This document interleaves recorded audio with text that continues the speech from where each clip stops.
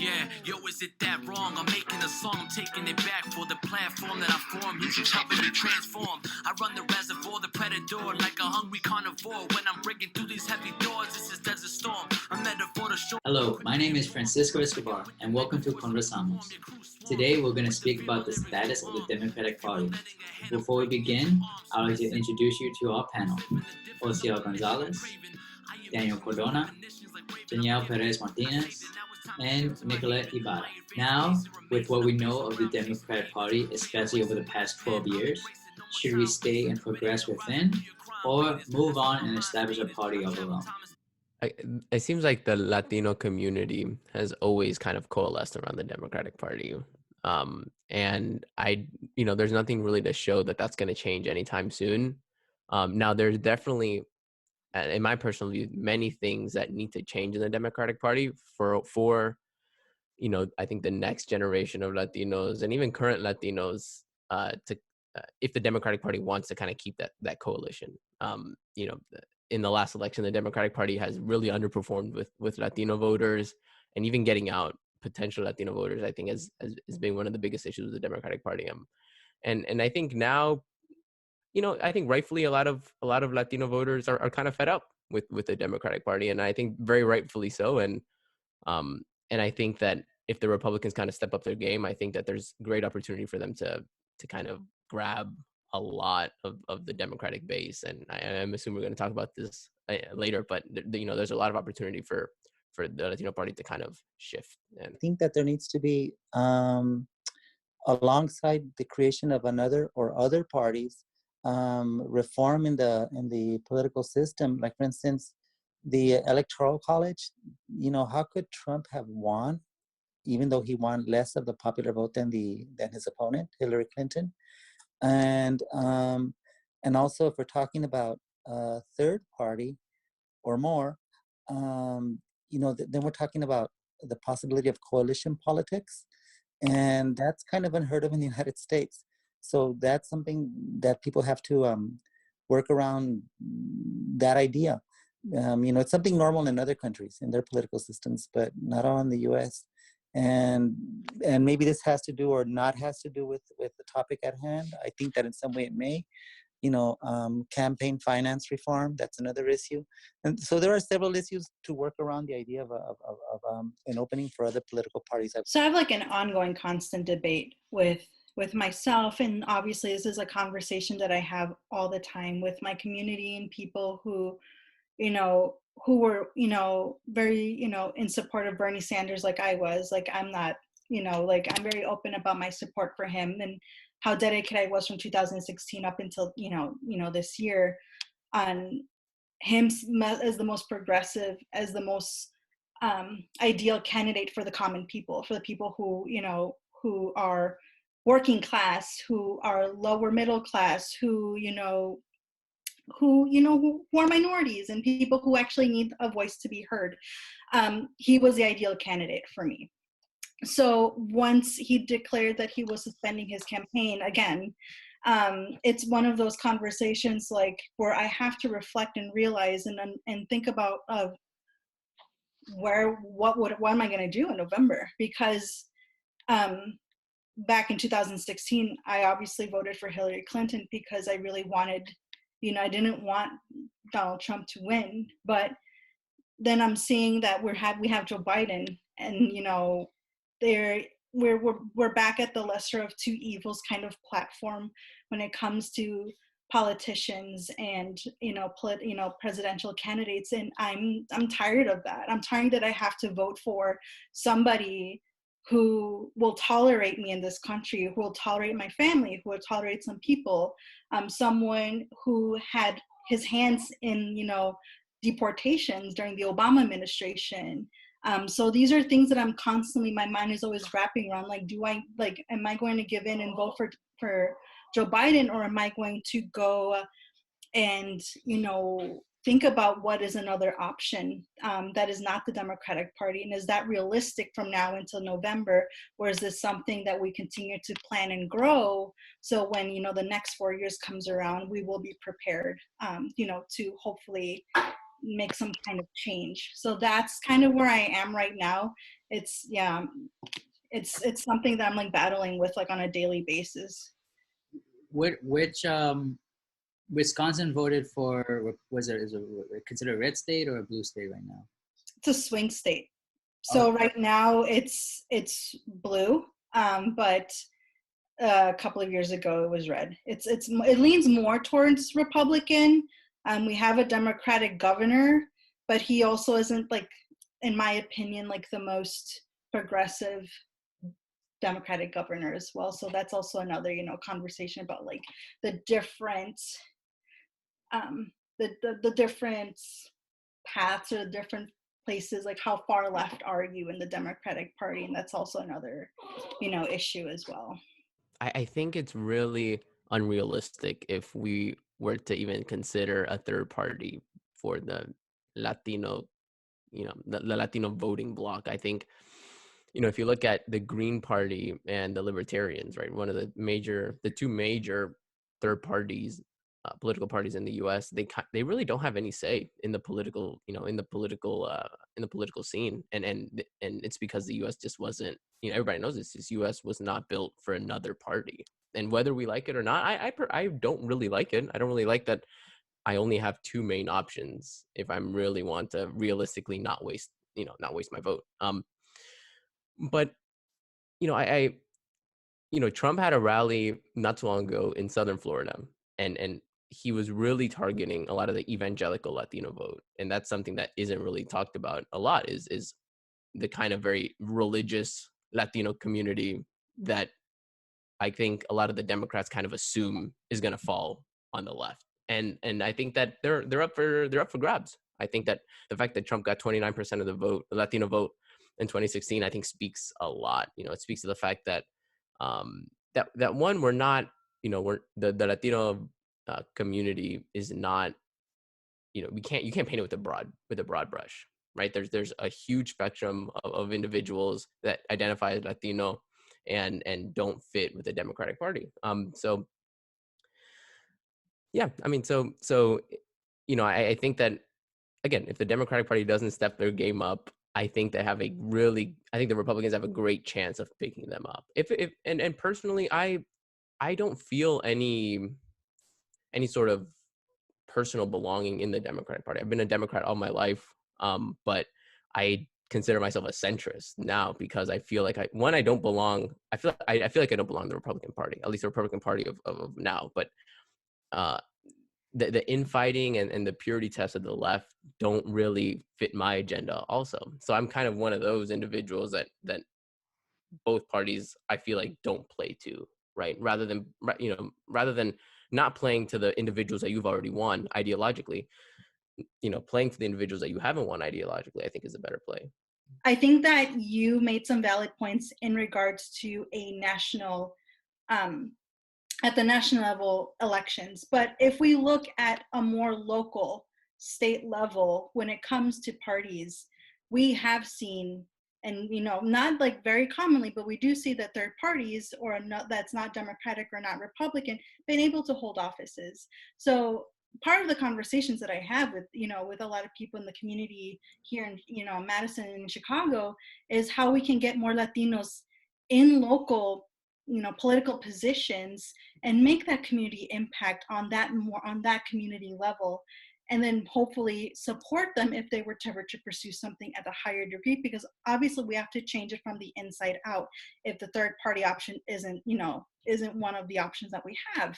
So I think that there is a possibility, just not at the national level at this point, but we can do it locally. I think that she's right. That you might see it more at the local level. I remember hearing years back about La Raza Unida Party, which I think had more of a presence in the southwestern states, and I don't see much of its presence in I don't hear about it much anymore.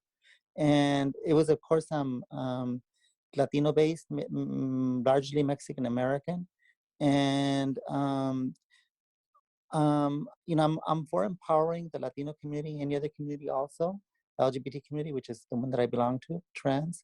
But if it's like a national political party or something that's, at a larger level, I don't feel so right about it kind of just mainly identifying with one ethnicity. I mean, that's okay, that's important, but that it also be inclusive of others.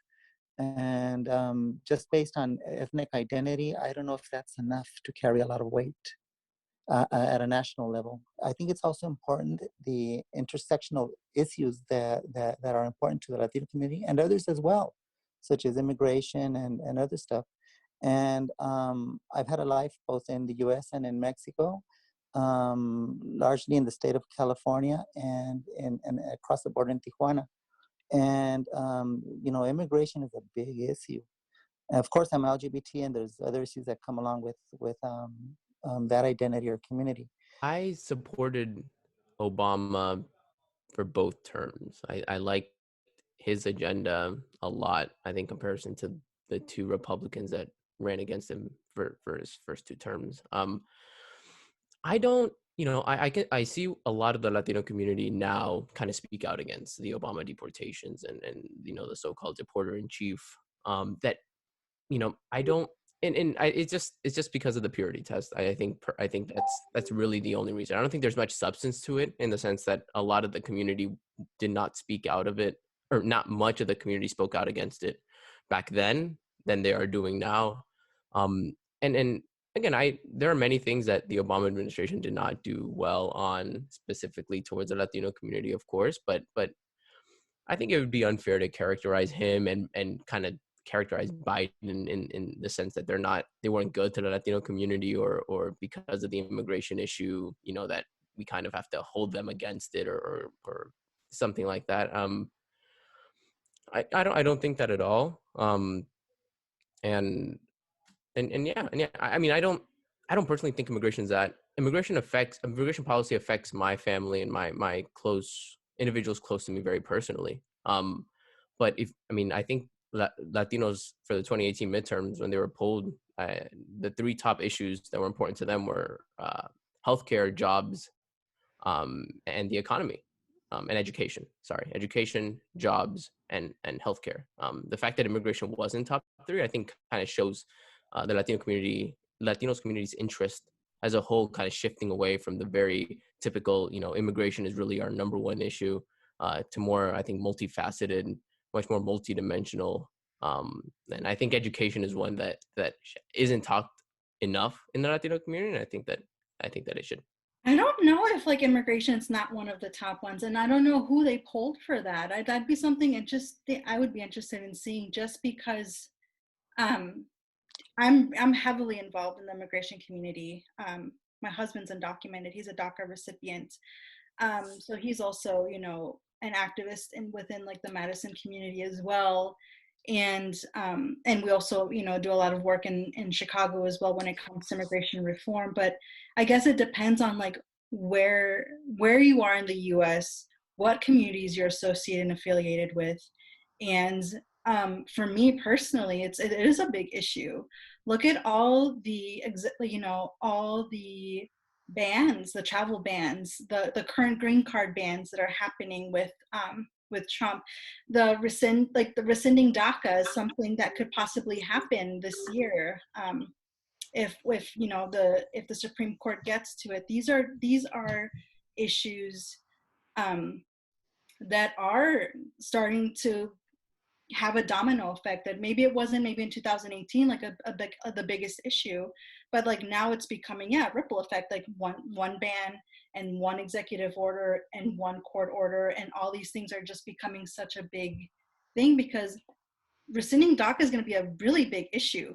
That's millions of DACA recipients losing their job, their right to go to work, their right to go to school, their right to be here.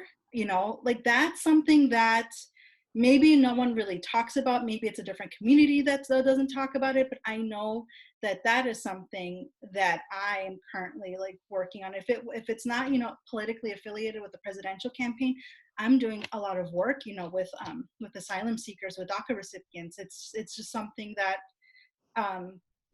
happens every day, that everybody needs help. It's just it is a big issue. I mean, it's going to affect a lot of people, including tax-paying DACA recipients, so. It definitely is a big issue.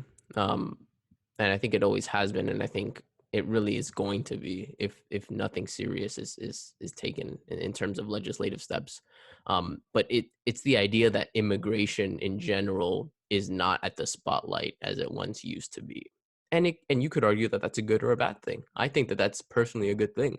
I think that there are other political issues that should be in the forefront, not just immigration when it comes to the Latino voting bloc. And I think that's, and again, I think that's just a consequence. That's a consequence that the Democratic Party has taken, is when you have candidates that when it's their turn to speak to the Latino community, and the first thing out of their mouths, and really the only thing out of their mouths, is immigration reform. And that's something that every major Democratic political candidate has promised and have failed upon. I think a lot of people rightfully get tired of hearing that, and want to hear other issues that affect them, also at a personal level, like education, like healthcare, which are topics that are talked about. I just don't think that they're talked about when speaking to the Latino community. Immigration is also tied in with education and healthcare because of the inaccessibility that they have. So whether or not it actually is on the spotlight and people are talking about immigration, it is a side-by-side issue with the issues that you're talking about. So it is affecting these, these groups of people, these immigrants, or they're undocumented, documented people who are not US citizens yet. It's still tied in there somehow. I'm just trying to figure out like where you got that information from, that immigration is not a topic, or if it's not something. I would love for you to share that for me, like outside of like, the conversation, because that's something that I'm having a hard time grasping on. Both of your perceptions make it more visible to me. You each, the perception of each of you two is different from each other. And that what makes visible to me is the fact that the question that comes to my mind is there really a Latino community, or is it, many Latino communities? Because, we may be a category, we may have a lot in common, but there are so many differences between different segments of our community. No, I agree with you, Nicolette. I think that we're all just involved in very different, micro groups or micro communities within the larger Latino community. And some of us, identify differently. Like at one time I associated myself as like a Chicana, as a true Chicana. And has always been a constant change for me, because there's been things that the Chicano movement itself, or, things that the United Farm Workers Union did at one point that I was not really, I didn't align myself with. So it's a constant, like, am I Mexican? Am I Salvadoran? Am I Latina? Am I Chicana?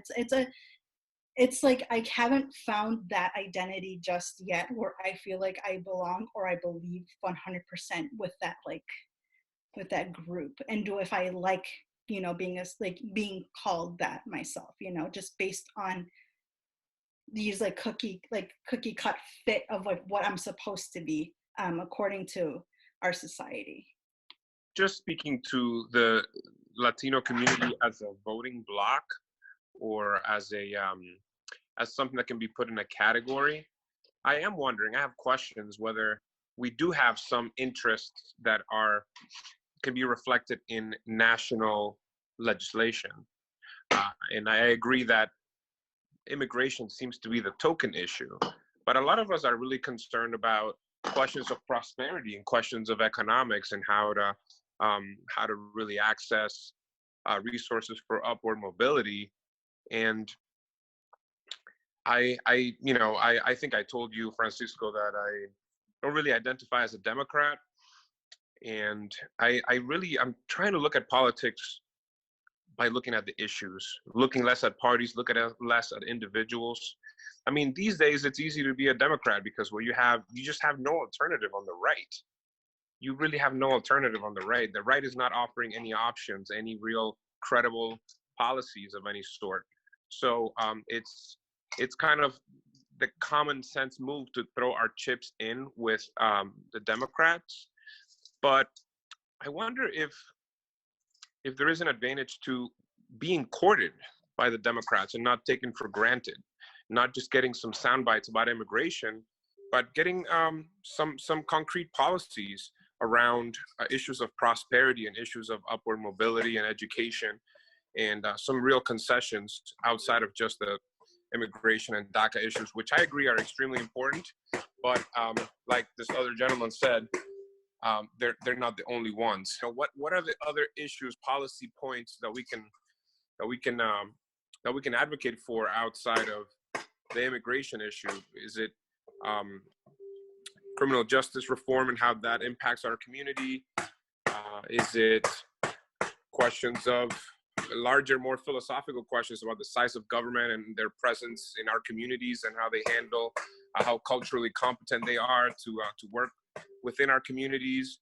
What other issues are surfacing for people that are relevant to the community? I personally felt happy about the Bernie plan, Medicare for All, I think it was called. Universal payer system, I think, is another term that I've heard.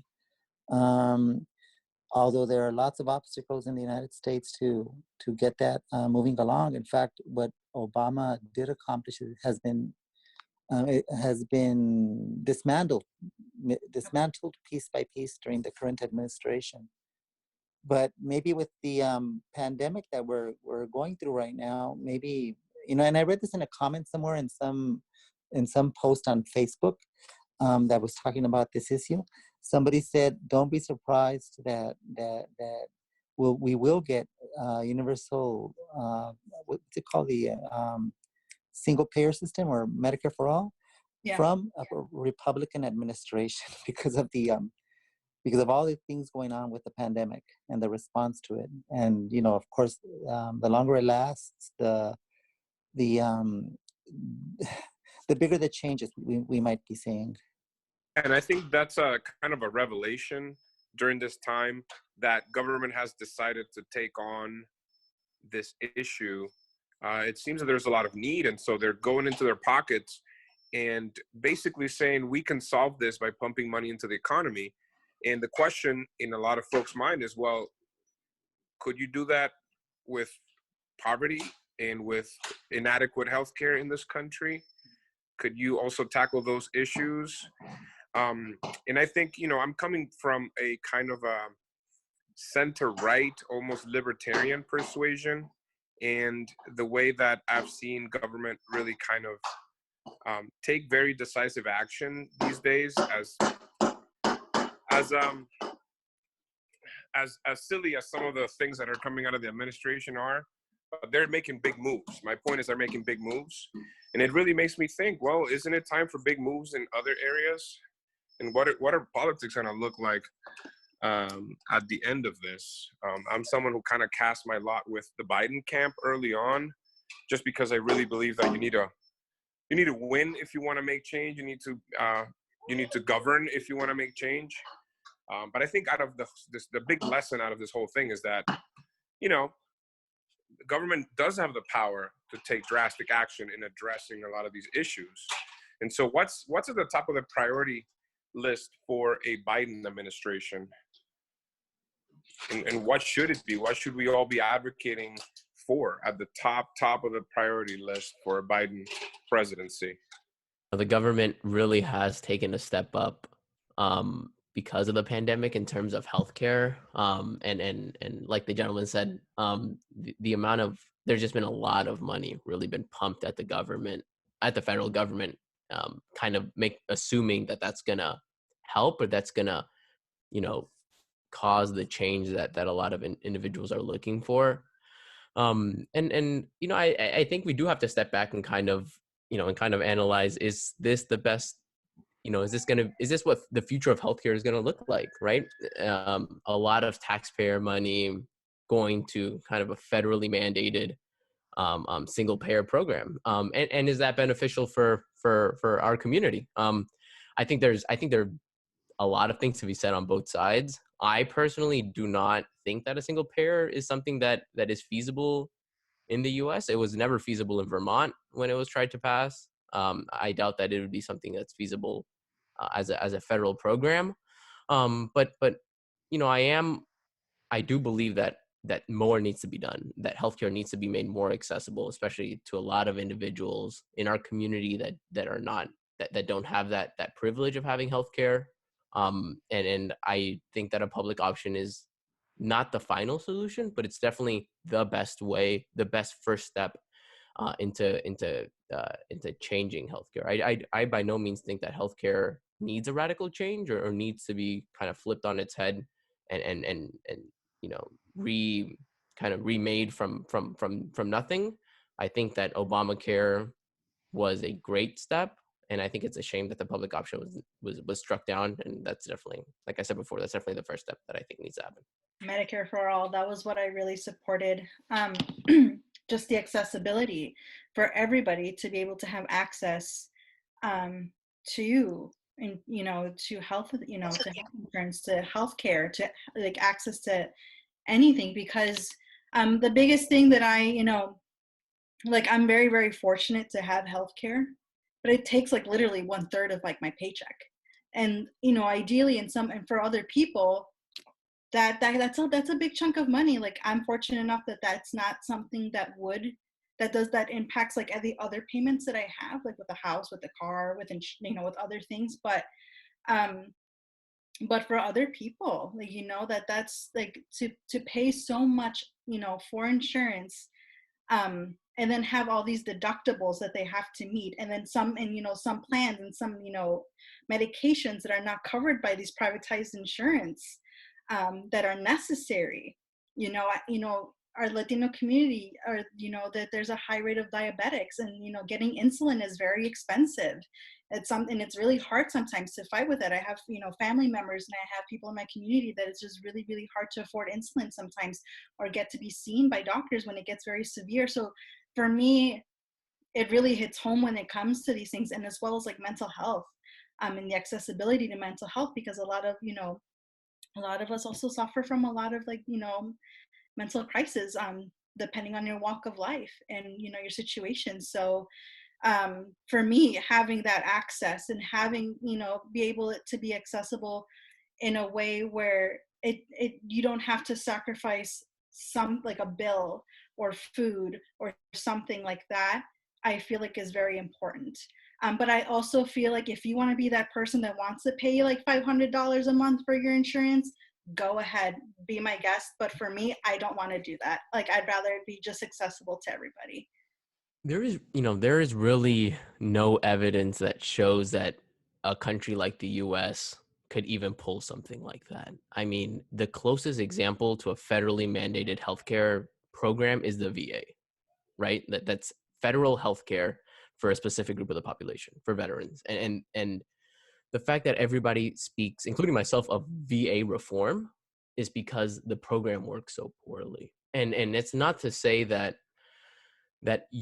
quote unquote universal healthcare coverage wouldn't be something that economically benefits a lot of the population. There are also negative externalities to having universal healthcare, right? The idea of putting everybody under one program, like this whole one size fits all approach, is just not feasible. I think the amount of taxpayer money that would go towards something like that, where again, that money has to go somewhere. And if we choose to funnel it to a federal healthcare program, there are other parts of the economy that are just not going to receive the funding that I would like to see. And again, I think you can make an economic case that it would be per capita slightly better in theory. Now, the thing is that once you mandate something like that, once you put into effect a federal program like that, the kind of effects that a lot of people theorize about are just not going to be true. I think the argument coming from the Medicare for all folks really it's based on how inefficient the current system is, and how there is a lot of very high costs that are being put on the shoulders of the taxpayer. Employers pay part of healthcare, and that ultimately perhaps your per capita cost might go up, but at the end of the day, folks would have more access to affordable healthcare. And I think that is a reasonable end goal to have. And for what I've seen, it looks like it works in some places. I don't know that the U.S. is unique in any way, so that it might not work in the U.S. But what I would say about all that is that the president doesn't make the laws. Congress does, and Congress is elected by people. And in the broad population of this country, I don't think is on board with a radical step like Medicare for all right now. I would love to see a public option being out there competing with private insurances and showing results and showing decreased costs, showing quality care, and kind of answering a lot of those questions about costs and quality of care. And then we can move into the idea of single payer. But I just don't feel like politically we're ready. It makes some sense. I just don't feel like we're politically ready to make that move. And I don't know that the Congress right now would be able to even really pass that. I think it would be a big talking point on the right to attack a Democratic president if that was his position or her position. And so I just, with the pragmatics of politics right now, I feel like it probably would not pass Congress a sweeping healthcare for all initiative right now. Also pragmatism, like you said, but also it's the idea of incremental change and incremental progress. I think a lot of individuals in my community find that hard to fathom. The idea that it's not about everything. It's not about having the end goal now. It's about what can we feasibly do to get us a step closer to the end goal. And I think for a lot of us, the end goal is pretty similar. We don't want healthcare to be a burden on your paycheck, on your health, on your expenses, on your economic status in general.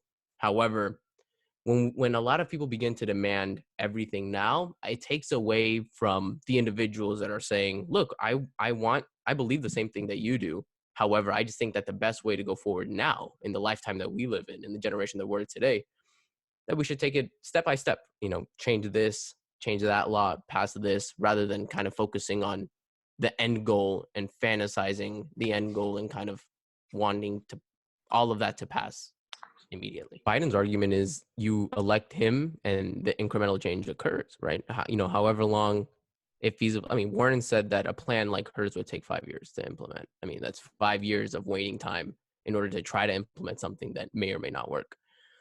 I think a public option is much easier to implement. I don't know if Biden has talked about whether it would take 1 or 2 years or his entire first term to complete. I just think that logically it's much easier to pass something like a public option than to get everybody. And again, it is a waiting game. It is a waiting game. And I understand the argument that, a lot of people have waited a long time to have healthcare as a right, if that's what you want to call it. But those people are gonna keep waiting if we begin to play the game of it's either all or nothing, right? It's either this or nothing, right? It's either this or you're just not on my side, right? Then those people, you're doing a disservice to those individuals. Those individuals are gonna have to wait even longer for maybe the next election cycle, right? Another 4, another 8 years. I think that what Biden's offering is logical and it's okay. They're asking individuals to wait just a little longer for change that's going to be very meaningful. I'm trying to process the conversation and what to say, because I'm in a boat where a part of my life is like, I'm fucking tired of waiting. And that's why I feel like Bernie was my guy. And it's if you want to call it an all or nothing, go for it. But I feel like as someone who was born and raised in the United States, has seen my community still be inconsidered, being just tolerated and not actually being served justice since before I was even born, and seeing little increments of change, not even increments, we're still far back when it comes to social justice, economic justice, healthcare justice, education justice, racial justice, you know, like all these justices, like I don't know what else to say, because it's just really frustrating to have to hear that, to hear those kinds of things when I'm just like, we, you know, Black and brown folks have been waiting long enough to see something, and we're not seeing it, you know, happen. Like, we're not seeing us being a priority to them. We're not being seen as a priority to the Democratic Party. We're not being seen as a priority to the government with legislation. Like, if you want to look at all the track records of all these people, of all these politicians, including Warren and Biden, like these people were never on our side. So these are things that I'm just like, you know, it's like, that's why it's like really hard for me to process this and try to like come up with some kind of answer right now, because it's just like, I'm very emotionally driven right now when it comes to like these kinds of answers, because it's like, we need to see something happen. We're in 2020. We're not in the 60s anymore. This, like, we're like the waiting game. Like, I need fucking promises at this point. Like, I need you to tell me that you're gonna do something for my community, and not just say, well, let's see in 5 years, and then have to vote for someone that I don't think I believe in, that I don't think they give a shit about me. Like, that's the kind of, like, that's where I stand. Like, I want to vote for someone who gives you know, a damn about me as a woman of color, as a woman of an immigrant background, as a woman who's, you know, who helps an immigrant community who don't have voices in like the political system, you know, in the right to vote. Like, it's for me, waiting is it's like, it's the last thing that I want to hear, with all due respect. Like, that's why I don't want to hear that anymore. So question, do you not think that you would be waiting under a Bernie administration? Do you think that if Absolutely. Bernie... But I know that he would change things. I know that he has my interest in his heart, but not for Biden, not for Trump. Those were people that I don't think had my interests at heart. Like, as a woman, as an immigrant, as you know, as a woman of color, that didn't stand out with me with Biden at all, ever. So for me, it's always been like, Bernie always made it known, and he made it, you know, that these are the people I care about. These are the people that I'm fighting for. And his track record, you know, his voting track record, his bill track record follows behind that. And I don't think that that is necessarily true for other Democratic presidential candidates. I did not feel that way about them. And I didn't feel that, like, that hope that I had with like Bernie Sanders. No, I wanted to say that, you know, I hear you loud and clear, and I definitely feel like the notion of waiting for what should be considered a right is kind of a slap in the face, especially since there are folks, simply because of economic advantage, that don't really have to do any waiting. And, you know, on principle, I hear you completely about what you're saying. You remember what happened when Obama care was passed? One of the big sort of drawbacks of Obamacare, one of the kind of, I don't know what you want to call it, what the right word is, the sort of feedback or unintended consequences of, is that it really fired up conservatives in the country. And it really kind of gave birth to the Tea Party movement. That is a very well organized and very passionate movement.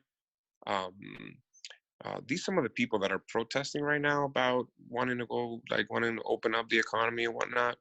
So they're driven by pure passion and by pure sort of gut feeling, kind of like the Bernie basis, you know, in a way. And what ended up happening was that, you know, Democrats lost a lot of ground in Congress, and ultimately, and you know, you could say Hillary was not a great candidate, and I would agree with that, but it really fired up the right to come out and show support and maybe ignore what Russian interference was. You know, I do believe that was part of Trump's advantage, was that he had some shady business going on under the table. But I just keep coming back to the idea that it's Congress that passes the laws. And a president can set priorities, and president can veto bills, but it's Congress, and Congress is kind of a reflection of like a consensus of the people. Ideally, I do think there's a lot of money in politics, there's a lot of corruption in politics, and there's definitely a lot of kind of using different communities for talking points and for political talk. But at the end of the day, the people that get elected, be it senators or representatives, they're being elected by people in their state. And I think the waiting game is even more painful than we think. It's the game of educating folks about not only what's right, but what's good. Because, a more accessible, more affordable healthcare is not just right, but it's good for our economy, for our communities, for our development as a nation. Better education is better for everyone. And I think it takes, it's painful, but it takes like a whole generation to get people to understand that if like your neighbor is better educated, if your neighbor has more economic opportunity, he's just more likely to contribute to your community and to like not break into your house. And so I think it's frustrating how slow and how big a ship the political system is.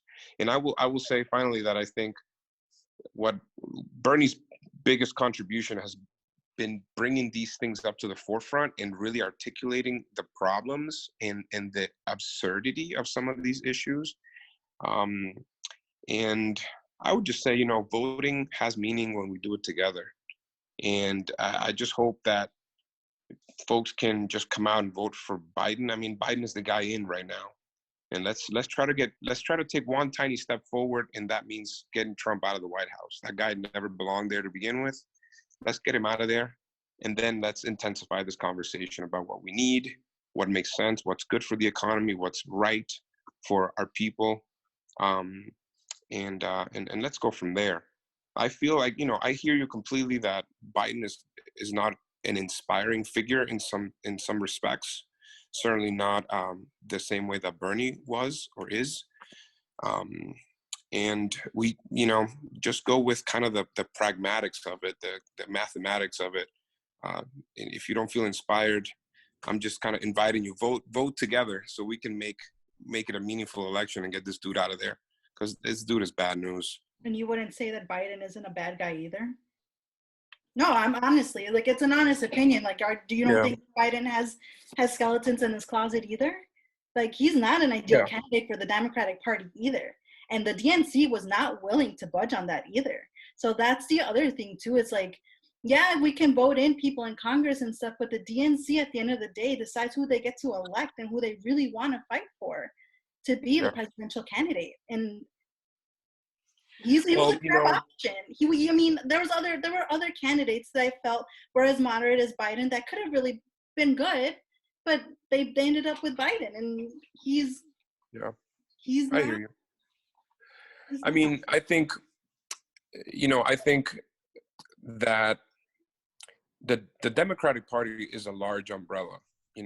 I live in suburban Minnesota right now, pretty much surrounded by folks who identify as Democrats, but they have a lot of questions about, increased taxation in any way, or, they have a lot of suspicion about any kind of ideology, talking about sort of free things or whatever. These folks are moderates. And it comes down to like sort of, be a judge of character. I know he has a lot of blemishes in his record and his legislative record. It's too many to count with both hands and both feet. I guess one thing, and it's kind of the cheap argument, but it's true, that if Barack Obama thought he was good enough to be his VP and he could roll with him, he's good enough for me. And when you hear the guy talk, I feel like you have to just kind of make a judgment of character. And he doesn't come across as like a snake. He comes across as someone who's played the game long enough to have made a lot of mistakes and to have been on the wrong side of history many times. But he doesn't come across to me as like a snake, like Trump. Trump is a snake, And so that's what I'm going for. Again, not super inspiring, but also feeling like No, I wouldn't. I would say with him, it's more gray. It's not good or bad. It's more gray, and it's certainly I guess the lesser of two evils argument is kind of a cynical argument to make, but I'd rather have Biden up there than, and I think it can be energizing. I think when we get rid, imagine like if you go, let's say, and I'm sorry if this is a true story for any of you, but let's say if you have like a tumor and you go to the hospital and it's removed successfully, don't you feel like a sense of like, wow, that's amazing? And you just feel catharsis. I think removing Trump democratically through the process is going to energize people, and it's going to get people thinking about the issues. Back to the issues, not so much about personality or people themselves. I agree with that point that you brought up, that supporting him because he's the lesser of two evils. And I would add, because those are the only two options. I find a lot of things about him that I don't like. But I repeat that, the lesser of two evils. And, maybe he has something good in his heart and all that, although some of his errors are really horrible to many people. Or his stances, I should say. And but that's the reason that I would support him, because he's the only option to Trump. And it's very important that Trump be thrown out. Well, not thrown out literally, but democratically being removed from office. And which brings up another point that I've seen on Facebook, on some of the articles that are shared there. Biden was saying that there's a possibility that Trump may want to postpone or cancel the election, something like that, and that's related to that other issue of the Supreme Court authorizing the recent vote in I believe in Wisconsin, that it be in person rather than mail ballot or something like that, and putting a lot of people at risk. I think some people wound up getting COVID from being in that line or whatever. People and in Wisconsin. What's that? 7 Wisconsin. people in Wisconsin. Yeah. Yeah. And so these are related issues, and so that's the persuasive argument for me. He's the lesser of two evils, although there are others that I would be happier with. I completely agree. I am much happy. I would be much happier with another candidate. I've liked many other candidates. Joe Biden was not my top choice. I do think it's a little unfair to make the assumption that Biden is evil, and if you're making the argument that Biden is the lesser of two evils, I think it's more. I would agree more with that when Hillary was running. I really did not like Hillary for many reasons, but to compare Biden again, Biden has his blemishes, like you said, and Biden has voted not in favor of some bills that I would have liked, or voted in the other side. But the same could be said for any other candidate. The same could be said with Bernie when it comes to gun manufacturers. The same could be said with Kamala on marijuana legalization.